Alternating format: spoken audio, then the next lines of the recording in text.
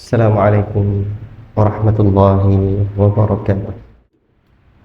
Innal hamdalillah nahmaduhu wa nasta'inuhu wa nastaghfiruh wa na'udzu billahi min shururi anfusina wa min sayyiati a'malina. May yahdihillahu fala mudilla lahu wa may yudlil fala hadiya lahu. أشهد أن لا إله إلا الله وحده لا شريك له وأشهد أن محمدا عبده ورسوله يا أيها الذين آمنوا اتقوا الله حق تقاته ولا تموتن إلا وأنتم مسلمون يا أيها الناس اتقوا ربكم الذي خلقكم من نفس واحدة وخلق منها زوجها وبث منهما رجالا كثيرا ونساء واتقوا الله الذي تساءلون به والأرحام إن الله كان عليكم رقيبا يا أيها الذين آمنوا اتقوا الله وقولوا قولا سديدا يصلح لكم أعمالكم ويغفر لكم ذنوبكم ومن يطع الله ورسوله فقد فاز فوزا عظيما. أما بعد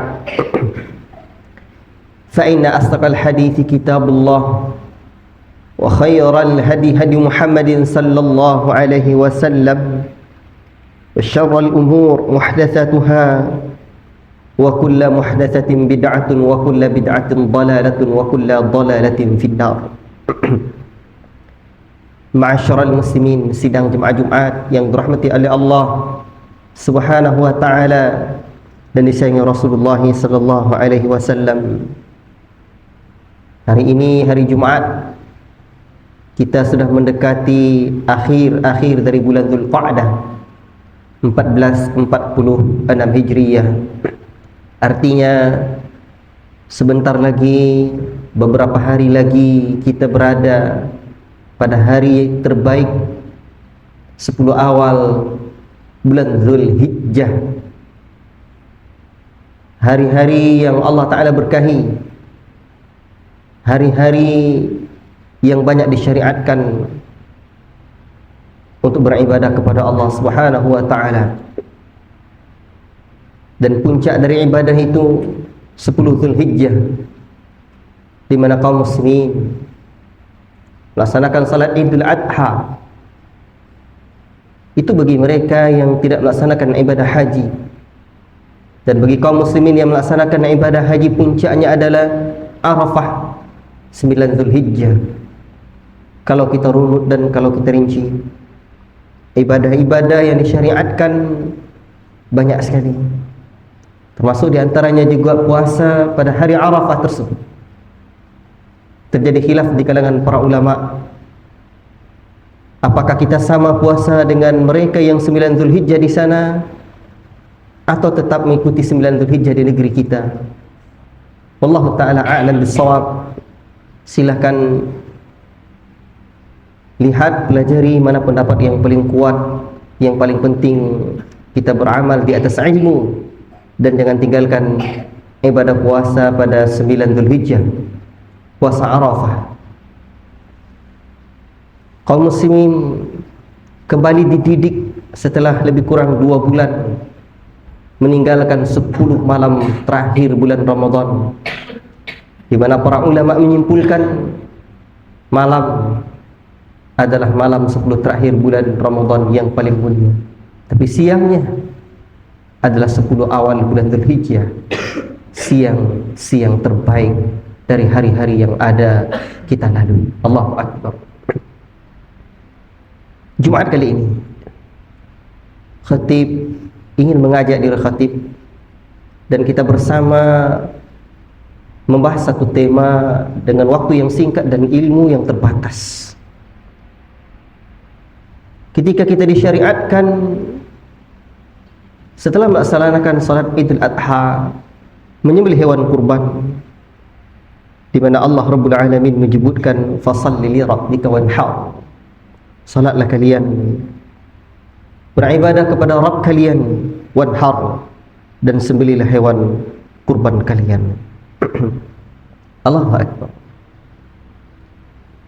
Penyembelihan hewan kurban sejak kecil kita sudah dengar, berawal dari ujian Allah Ta'ala yang besar diberikan kepada Nabiullah Ibrahim alaihissalam.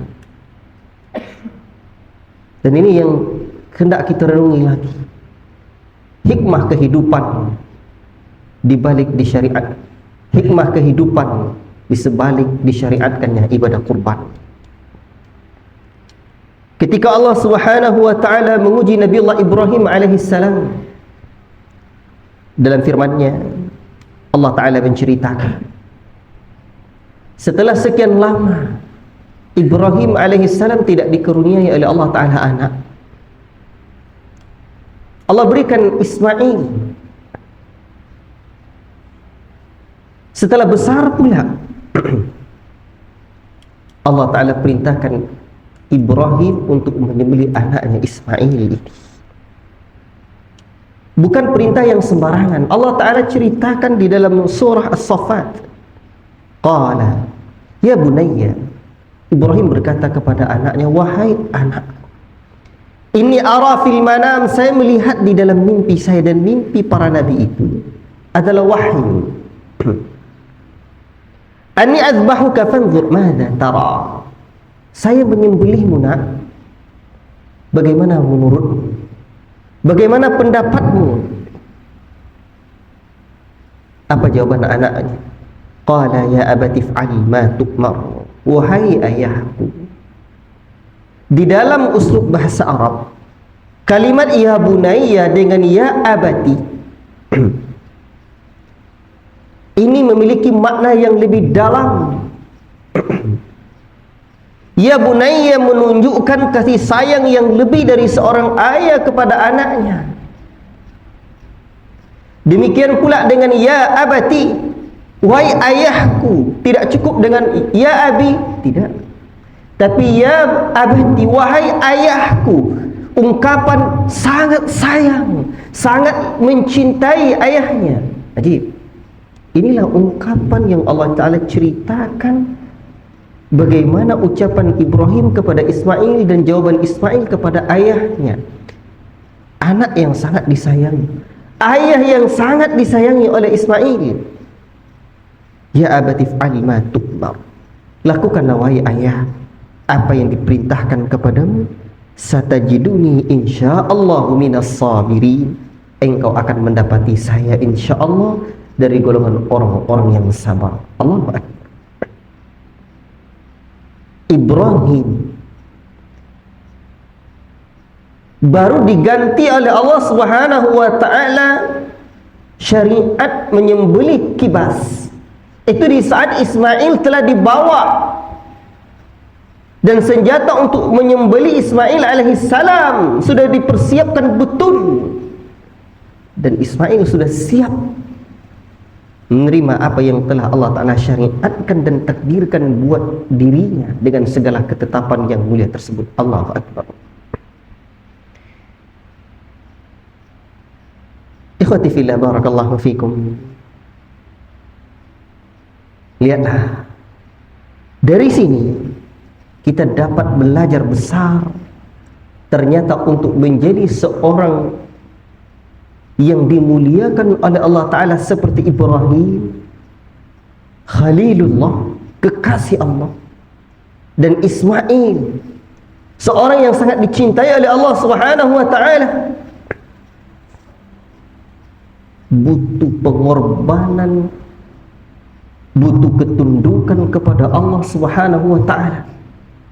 Makanya Islam disebut dengan Islam, maknanya adalah al-istislamu lillahi bitauhid wal inqiyadu lahu bitta'ah wal bara'atu minasyirki wa ahlihi. Inilah definisi disebutkan oleh Syekhul Islam Muhammad bin Abdul Wahhab rahimahullah ta'ala.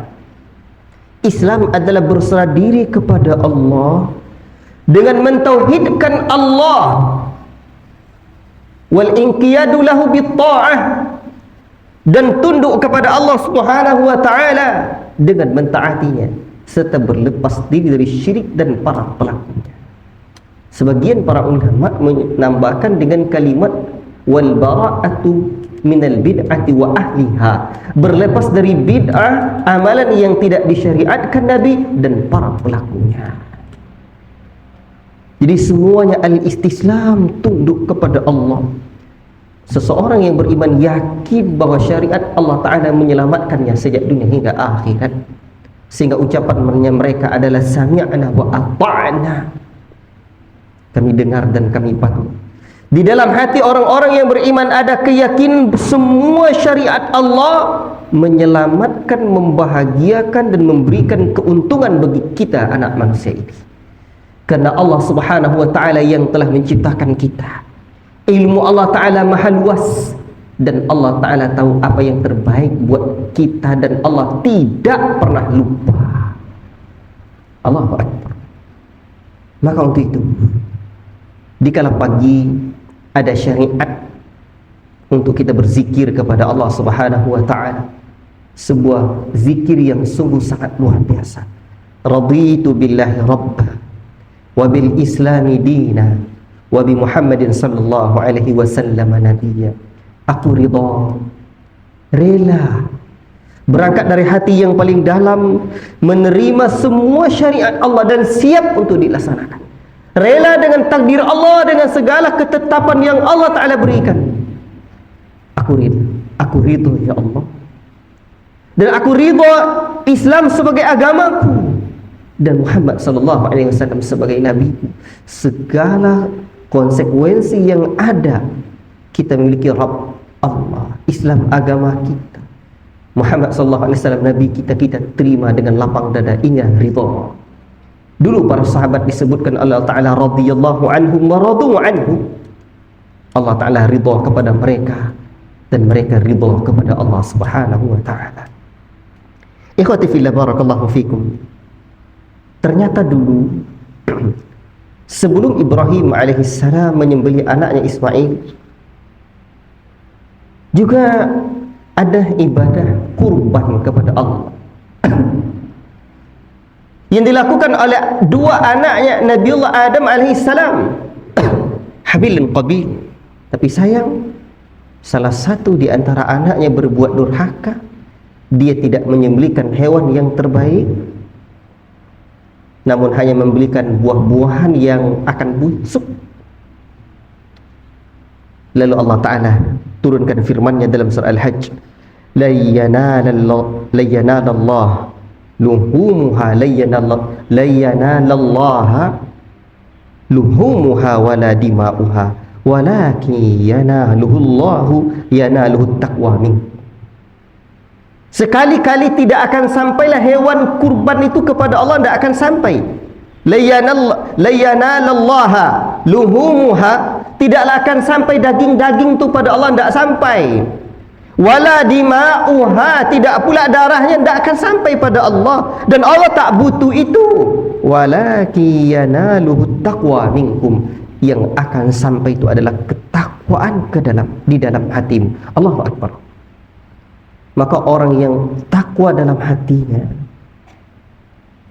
mungkin ada di antara mereka yang memang tidak sanggup untuk berkurban pada hari raya Idul Adha tersebut. Allah tahu hatinya.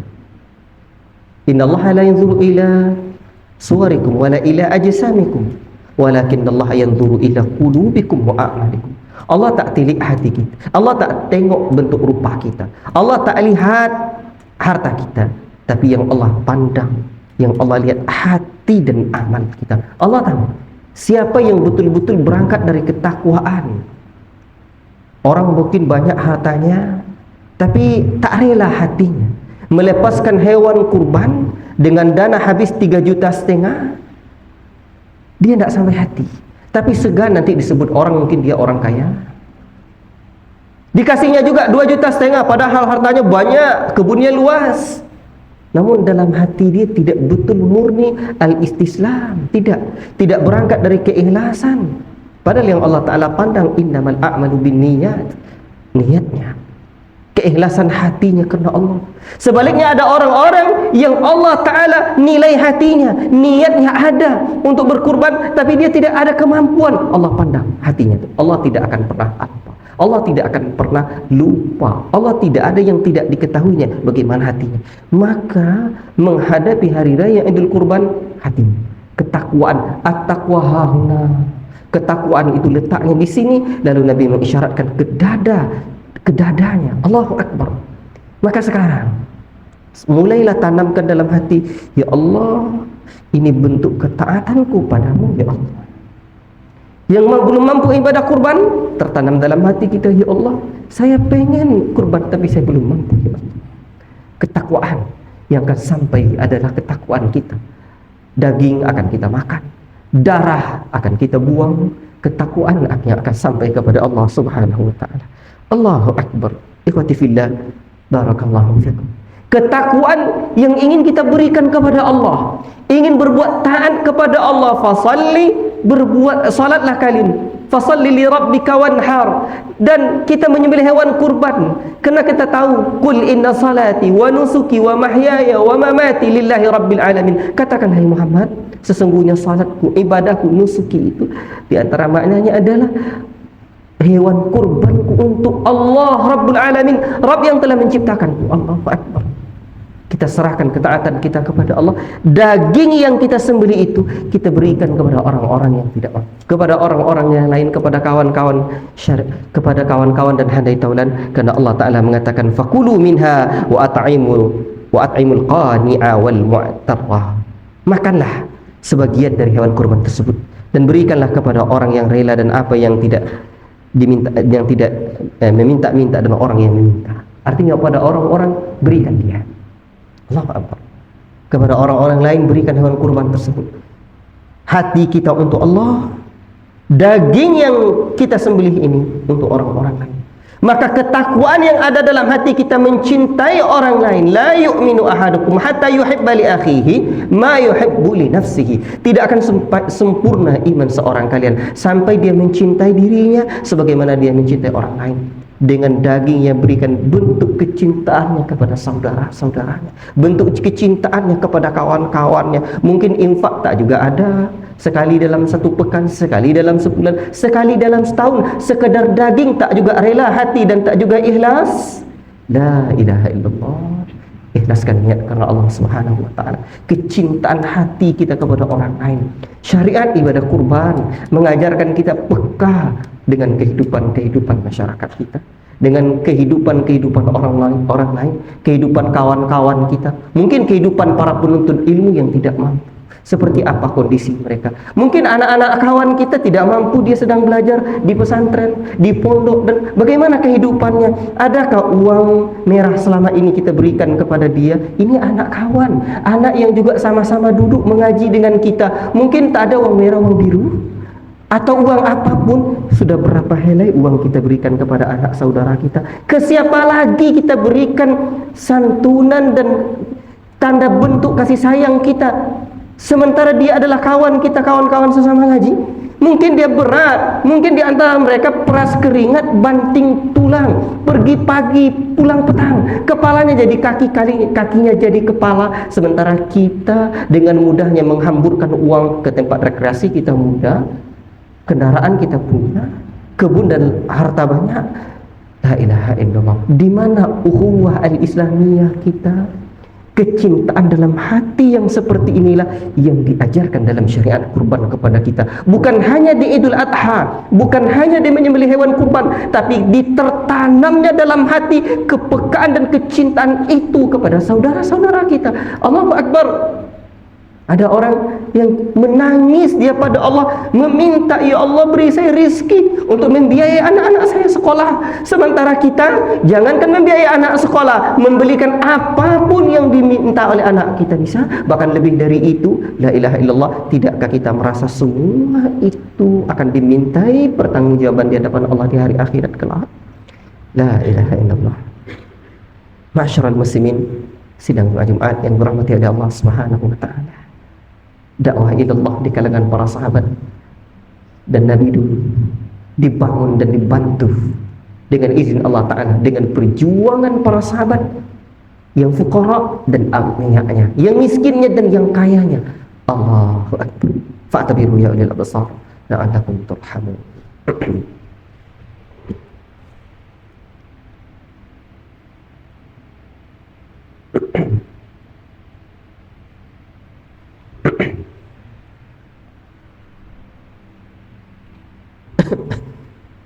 Alhamdulillah, alhamdulillahi hamdan katsiran thayyiban mubarakan fihi kama yuhibbu rabbuna wa yarda. Asyhadu an la ilaha illallah wa asyhadu anna Muhammadar Rasulullah. Allahumma shalli wa sallim ala nabiyyina Muhammad wa ala alihi wa ashabihi ajma'in. Ayyuhal ikhwah, ma'asyiral muslimin, sidang Jumat yang dirahmati oleh Allah Subhanahu wa taala. Ibrahim Ismail adalah potret pejuang yang telah rela mengorbankan hartanya, jiwanya, raganya untuk Allah. Kalau kita lihat hakikat dari agama ini, ternyata tidak cukup sekedar ilmu dan pengajian, tapi adalah ilmu dan perjuangan, pengorbanan. Apa yang sudah kita korbankan untuk agama ini, apa yang sudah kita korbankan untuk ketakwaan kita kepada Allah. Apa yang kita korbankan? Mereka para sahabat ada yang mengorbankan jiwa mereka, raga mereka. Mereka orang miskin. Ada yang mereka mengorbankan kekuatan mereka untuk agama Allah Subhanahu wa taala. Ada yang mengorbankan hartanya untuk agama Allah Subhanahu wa taala. Dan dulu para sahabat dididik oleh Nabi sallallahu alaihi wasallam. Mereka persaudarakan. Mereka dipersaudarakan oleh Nabi sallallahu alaihi wasallam. Dan kalau kita lihat bagaimana bimbingan para ulama Ahlussunnati wal Jamaah dalam persaudaraan ini, tidak di atas nama lembaga-lembaga tertentu. Ukhuwah al-Islamiyah tidak dibangun di atas nama lembaga-lembaga tertentu, tidak atas nama jamaah-jamaah masjid tertentu, tapi atas nama murni al-Ukhuwah al-Islamiyah. Mencintai karena Allah dan di jalan Allah. Tidak menunggu adanya organisasi jamaah yang berkunjung ke rumah saudara kita, yang membantu saudara kita, tidak. Tapi person-person mereka ada kesadaran. Tak perlu nunggu kekompakan. Kalau pas ada ya silahkan, kalau tidak berangkat dari sana.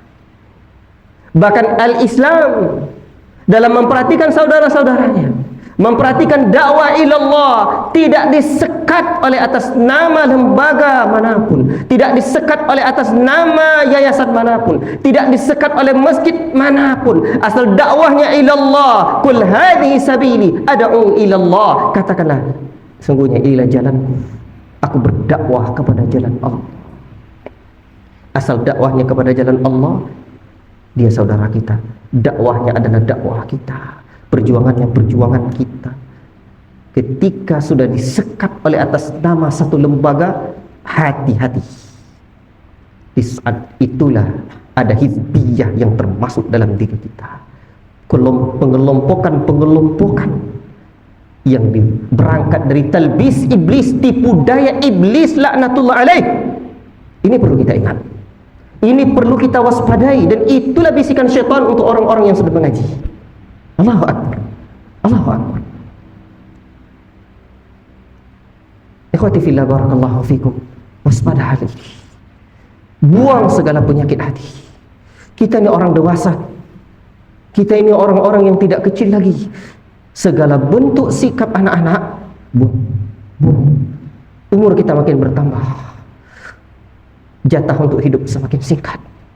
Segala bentuk penyakit hati kita bersama, perlahan-lahan kita buang. Hidup ini akan mapat. Kita akan berjumpa hendaknya di sorga kelak. Tidak ada perjumpaan selain dari sorga. Itu yang kita harapkan. Ikhwati fillah, barakallahu fikum. InsyaAllah ta'ala Kita yakin dengan penuh keyakinan dakwah sunnah ini akan berkembang, dakwah tauhid ini akan berkembang, dakwah Islam di atas petunjuk Nabi sallallahu alaihi wasallam kian berkembang, dan seiring perkembangan itu akan menjamurlah lembaga-lembaga dakwah. Di saat itulah kita semakin bahagia. Tapi khatib dari hati yang paling dalam berharap untuk murid-murid kita, sahabat-sahabat kita, kawan-kawan kita, wallahi jangan ada sekat di hati kita. Ini jamaah masjid si fulan, ini jemaah masjid saya, bukan kita, itu bukan jemaah kita, itu bukan dia. La ilaha illallah ya ikhwan. Di mana asal dakwahnya adalah dakwah ilallah. Kecuali mungkin ada sesuatu yang terjadi penyimpangan dalam dakwah ilallah yang berkaitan dengan manhaj dan akidah al-islamiyah, kita perlu duduk bersama. Semoga apa yang khatib sampaikan di poin terakhir ini menjadi renungan bagi kita bersama dan sangat bermanfaat bagi khatib yang menyampaikan. Innallaha wa malaikatahu yusholluna 'alan nabi. Ya ayyuhalladzina ittaqullaha ayyuhal hadirun.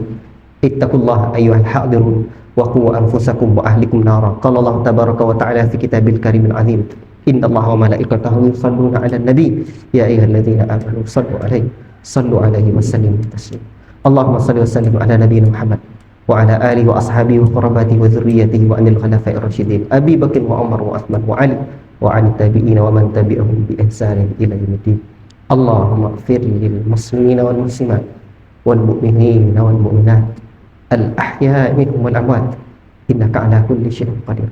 Allahumma ati nufusana taqwaha wa zakkiha anta khairu man zakkaha anta waliyuha wa maulaha. Ya Allah, bersihkan hati kami ya Allah, bersihkan hati kami dengan mentauhidkan-Mu ya Allah, dengan ikhlas ittiba kepada sunnah ya Allah.